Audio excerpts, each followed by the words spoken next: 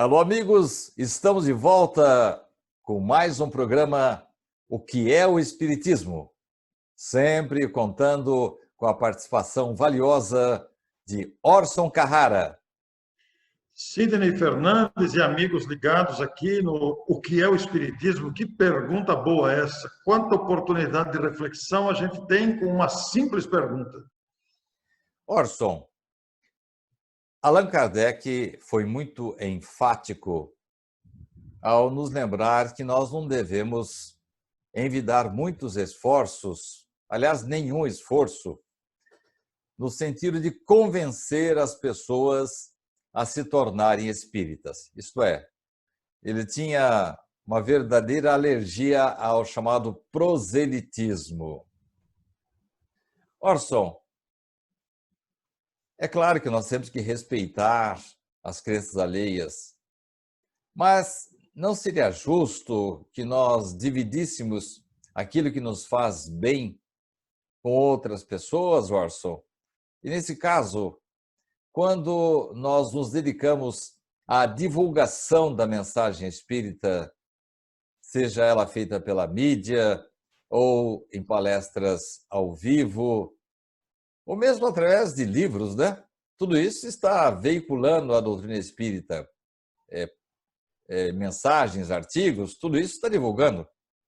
Nós não estamos aí nadando ao contrário em relação a essa colocação de Kardec de evitarmos o proselitismo, isto é, deixar cada um livre com a sua religião, se está satisfeito com ela, que continue. O que você acha, Orson? Nós devemos divulgar a mensagem espírita ou não? Sim, devemos divulgar a mensagem espírita com todas as possibilidades ao nosso alcance. Realmente você fez uma afirmação muito pertinente no conjunto da sua pergunta aí, ao afirmar que se a pessoa está satisfeita com a religião, com a crença que adotou, ela realmente deve permanecer na crença que adotou, se essa crença lhe atende às aspirações, lhe responde aos questionamentos, porque se a pessoa está bem lá, é preferível que ela permaneça onde ela está bem, onde ela se sente bem, onde ela tem oportunidade de fazer o bem, de aprender, de buscar. Esta é uma realidade que a doutrina espírita não abre mão. Nós não temos a preocupação, nem devemos ter, conforme o pensamento de Kardec, de tentar convencer alguém. Não faz parte do postulado espírita esta tentativa de convencimento. Isso, todavia, não invalida os esforços para colocar o conhecimento espírita à disposição para quem quiser, para quem desejar conhecer. É muito interessante a sua pergunta, Sidney, porque, veja bem, há pessoas que querem conhecer o espiritismo e nem por isso vão se tornar espíritas, mas se utilizam do conhecimento, do conteúdo para refletirem, para amadurecerem, para entenderem certos questionamentos.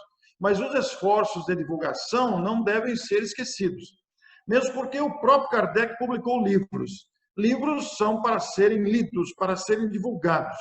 E considerando esta luz que ilumina o caminho daqueles que conhecem o Espiritismo e com ele tomam contato, nada mais justo do que esse desejo de colocar esse conhecimento à disposição. Mas esse conhecimento à disposição nos vários meios de comunicação, seja verbal, seja escrito, seja pela mídia eletrônica, etc., todos esses meios que nós temos à disposição hoje, eles devem receber a nossa maior atenção, porque é colocar à disposição, para que quem quiser aproveite o conteúdo e conheça. Mas ninguém é obrigado a conhecer, ninguém é obrigado, ninguém está sendo levado a conhecer ou convencido a isso. É de decisão pessoal, mas o conhecimento deve estar à disposição de todos. A divulgação é uma tarefa importantíssima, porque ela não retém. A divulgação coloca à disposição pública. Isso mesmo, o termo é bem esse. Coloca à disposição, sem necessariamente obrigar ninguém, mesmo que venha a receber a assistência material ou espiritual da casa espírita, a pessoa deve ter liberdade de professar o credo, a religião, a filosofia que julgue melhor para a sua vida. É isso, Orson? Você fez uma observação muito importante aí. A gente não deve criar nenhum tipo de condicionamento. Não faz parte da mentalidade, da essência espírita, qualquer tipo de condicionamento, qualquer tipo de chantagem. Olha, você está recebendo aqui, então você tem que ser. Não, em absoluto, isso não existe. Você está recebendo assistência material, espiritual, seja lá que for, atendimento, mas você não é obrigado. Você vem e volta se quiser, mas o material fica à disposição para o seu conhecimento. Orson, um outro aspecto muito importante da doutrina espírita, que está no bojo da pergunta mater que originou esse programa, O que é o Espiritismo, é a questão do estudo. Eu noto que alguns grupamentos espíritas e não espíritas encantam-se com o fenômeno mediúnico e, em certos momentos, deixam de lado qualquer preocupação com o estudo, com os cursos, com as palestras e até mesmo com a leitura de livros espíritas. Argumentam alguns desses irmãos, Orson, que os espíritos os provêm. Qual a sua posição, Orson, em relação ao estudo da doutrina espírita, à criação de cursos, seminários, palestras, encontros que viabilizam, que facilitam, que dinamizam o conhecimento doutrinário espírita, Orson? Sidney, para qualquer atividade que você se dedique, seja ela uma atividade doméstica, uma mulher que vai fazer um bolo, uma receita de bolo ou de uma comida diferente, ou seja na profissão, seja essa profissão mais complexa, mais técnica ou mais simples que seja, ainda que esse estudo seja apenas através da observação e não necessite de leituras ou de estudos acadêmicos, existem atividades profissionais que a pessoa faz na prática. Muitas pessoas que prestam importantes serviços na coletividade de uma cidade, por exemplo, muitas delas não têm formação acadêmica, não têm estudos, alguns são até analfabetos, mas provém da sua experiência, da sua observação.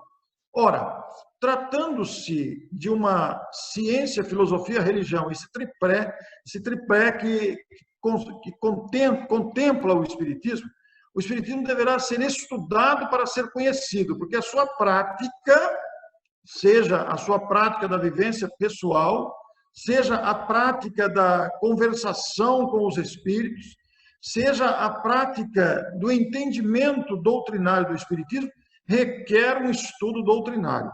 E esse estudo se distribui por várias frentes de trabalho. Você citou vários aí: os seminários, os encontros, os debates, as palestras, os eventos, as tertúlias e mesmo os cursos, ou uma sequência natural de grupos de estudos. É esse grupo de estudo, é esta sequência intelectual de reflexão sobre os conteúdos da literatura espírita que formará a consciência espírita, que formará o adepto espírita esclarecido. Porque nós poderíamos inverter a pergunta aqui e perguntar: o que é um adepto esclarecido? Como é que nós nos tornamos adeptos esclarecidos de uma doutrina que nós afirmamos seguir? Senão agindo coerentemente com os seus conteúdos. E para agir coerentemente com esses conteúdos, nós temos que conhecer. Para conhecer, nós temos que estudar. E as instituições espíritas, sejam elas centros espíritas ou órgãos que atuam em favor dos centros espíritas, ou sejam iniciativas particulares, essas iniciativas, essas providências que se apresentam de tão variadas formas, são todas para formar essa consciência do adepto esclarecido. Então, se há algo que nós não podemos dispensar, é o estudo espírita, porque não estudando o espiritismo, nós corremos o risco do ridículo, corremos o risco do fanatismo, corremos o risco de agir contra o espiritismo, corremos o risco de prejudicar as pessoas com informações mal formadas, com informações incompletas. Então, somente através do estudo debatido, refletido, e não é uma vez só, é ao longo da vida, é que nós formaremos uma consciência doutrinária. Nós estamos conversando aqui, Sidney, eu e você, num programa que é o Espiritismo, é uma conversa entre nós, um diálogo. Da mesma forma que você me pergunta, muitas coisas você coloca com muita propriedade, porque ambos detemos um relativo conhecimento da doutrina espírita. Ambos detemos um conhecimento do que seja o Espiritismo. Por isso, nós temos uma certa segurança em perguntar e responder, em conversar, fruto do amadurecimento das ideias, que se dá através do tempo, pelo estudo continuado. Orson, uma das coisas muito recomendadas pelos mentores espirituais é a disposição de servir. Em determinado momento, Allan Kardec ousa afirmar que a melhor oração é o trabalho. Orson, até que ponto as entidades espíritas ou não espíritas, e só fazendo um adendozinho à sua resposta, grupos de Umbanda começam já a estudar a doutrina espírita? Então, por isso que eu vou incluí-los na minha pergunta.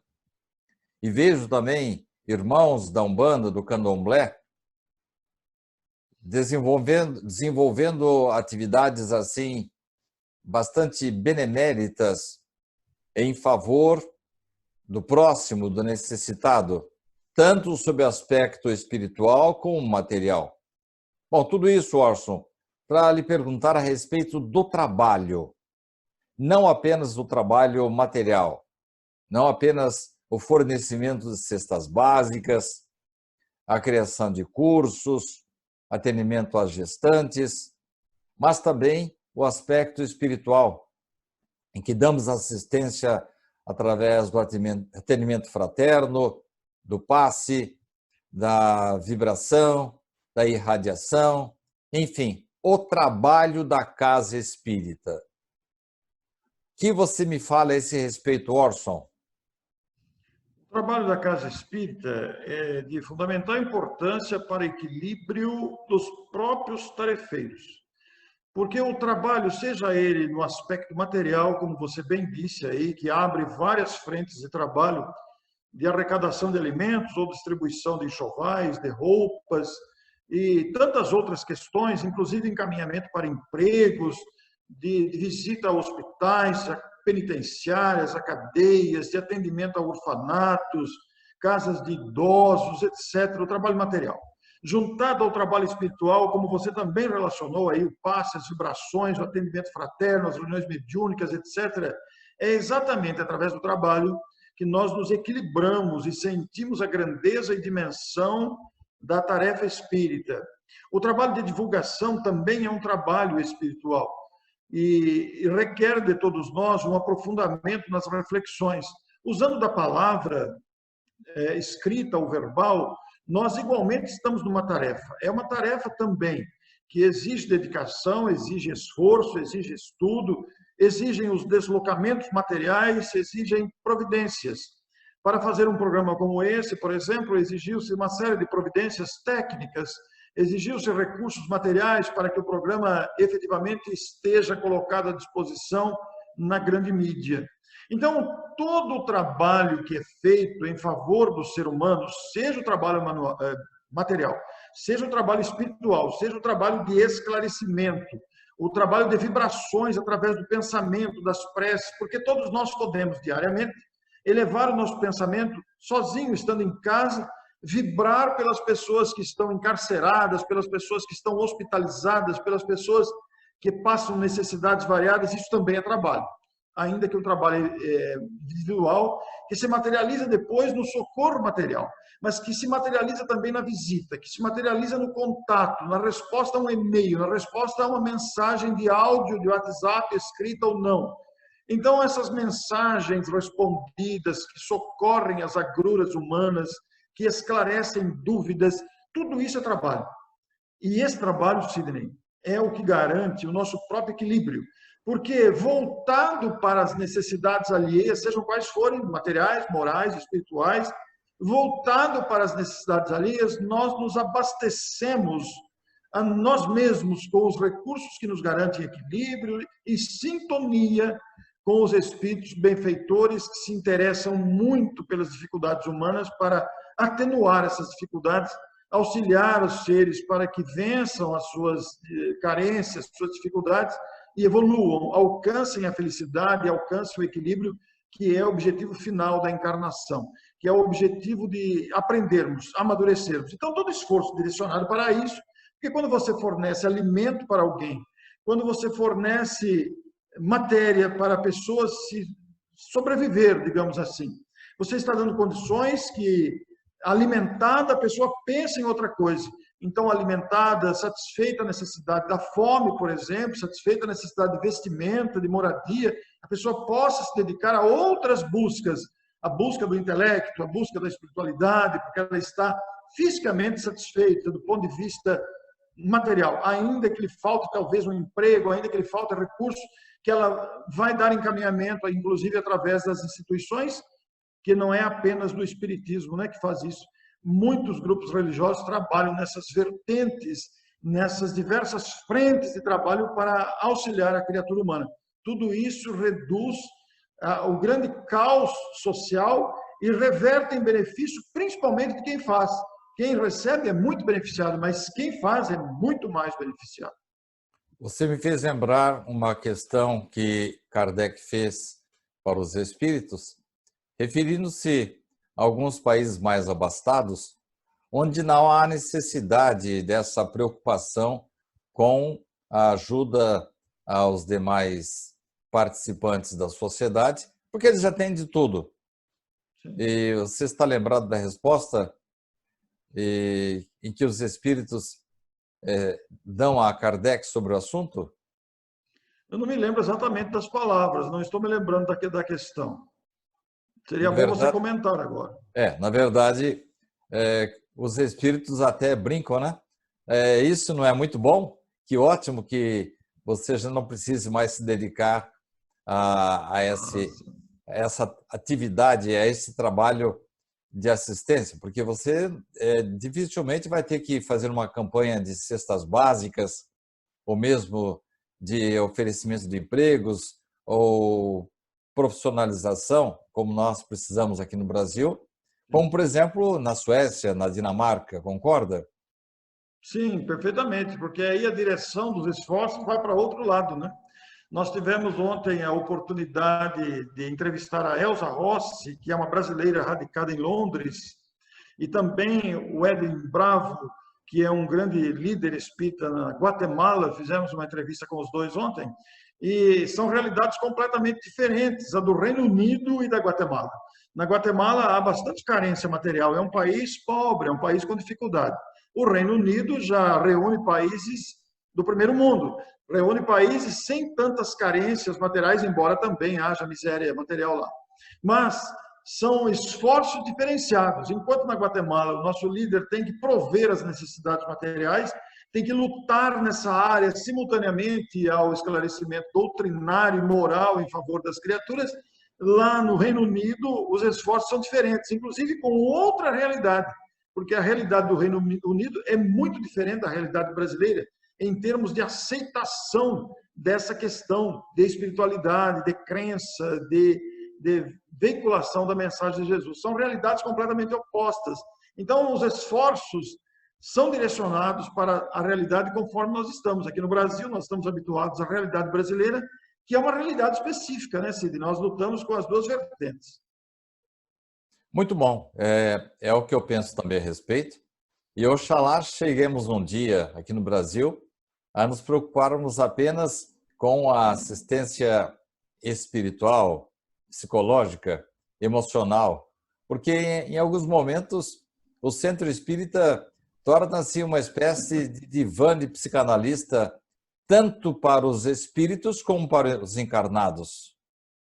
Porque nós vivemos uma época de muita dificuldade, e esta época não é de hoje, ela se estende ao longo das décadas e dos séculos de grande conflito psicológico da criatura, criando grandes traumas interiores como o medo, a solidão, a angústia, o não entendimento sobre a própria vida, e isso cria os conflitos internos. Por que estou aqui? Qual é o meu caminho? Quem é que vai me ajudar? Algumas pessoas se sentem subestimadas, desprezadas. Algumas pessoas têm dificuldade de se autoencontrar. Então, tudo isso, o Espiritismo tem material para ajudar, né? E está aí à disposição, mas é por isso que nós precisamos envidar constantes esforços nessa direção, porque muitas criaturas se abatem por não conhecerem a si mesmas, por não saberem da sua própria realidade. Na verdade, Orson, você tocou num ponto bem importante e, oxalá, a gente possa, no futuro, não precisar mais de cuidar da assistência material e cuidarmos, sim, da assistência espiritual, psicológica, respeitando, evidentemente, os profissionais, os psicanalistas, os psiquiatras, e o tratamento espírita não dispensa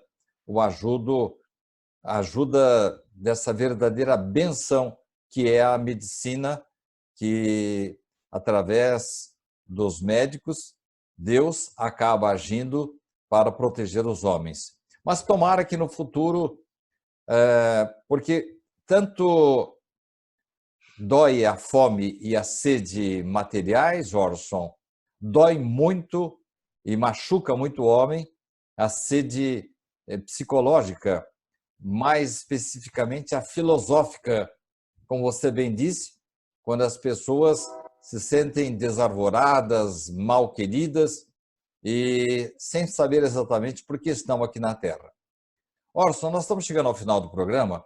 Eu queria só falar mais um bocadinho sobre esse assunto ainda, porque o assunto que eu tenho a seguir para você, ele vai demandar um pouco mais de tempo para a sua resposta.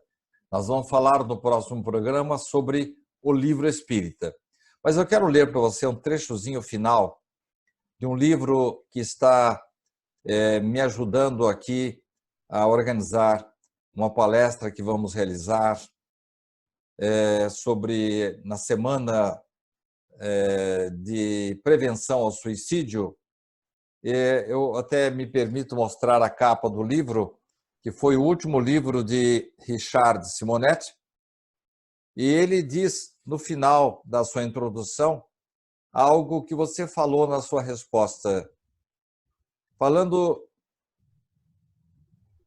que Deus nos dá plena bênçãos quando mantemos a mente limpa e arejada pelo bom ânimo e a coragem de enfrentar as atribulações humanas. Agora, o final que é interessante. Segundos na eternidade de bênçãos que aguarda os que não desistem de viver, orientados, veja o final, Orson, orientados pela disposição de servir. Então, o trabalho também é um remédio, né, Orson? Pois é, a ociosidade talvez seja um dos grandes inimigos da mentalidade humana. A gente deve se movimentar. Se nós temos dificuldade de movimentação, de mobilidade física, nós devemos nos movimentar em providências, em planejamentos, em sequências de raciocínio para que produzamos algo de nós mesmos. Porque todos somos capazes de algo produzir em favor de alguém. Todos somos capazes. Seja desde um café, um bolo, até uma grande obra literária, até uma providência de vulto que envolva campanhas ou não. Mas o fato é que o trabalho, seja ele qual for, remunerado ou não, o trabalho voluntário, especialmente como é o caso que nós estamos focando aqui, O trabalho em favor da carência humana que se estende sobre tantas faces no planeta Terra, de pessoas agredidas pelo egoísmo de outros, de pessoas desprezadas pela vaidade de outros, de pessoas humilhadas e carenciadas pela volúpia de outros. A ação em favor dessas pessoas que se abatem por essas situações, ou em favor daqueles que fazem essas situações acontecer, é o grande remédio em favor da recuperação humana, porque o esclarecimento sobre a nossa natureza fará com que aqueles causadores das tragédias sociais se conscientizem para alterar a sua plataforma de ação. E em favor daqueles atingidos por essas misérias humanas, se reconfortem na resignação ativa e especialmente na confiança em Deus, porque compreenderemos que todas as situações são degraus de aprendizado e amadurecimento. Então, o trabalho é o grande aliado da segurança e do bem-estar humano, seja qual for o trabalho, porque toda atividade útil é trabalho. Então, devemos nos perguntar, como eu posso ser útil agora? Muito bem, Orson. Estamos chegando ao final.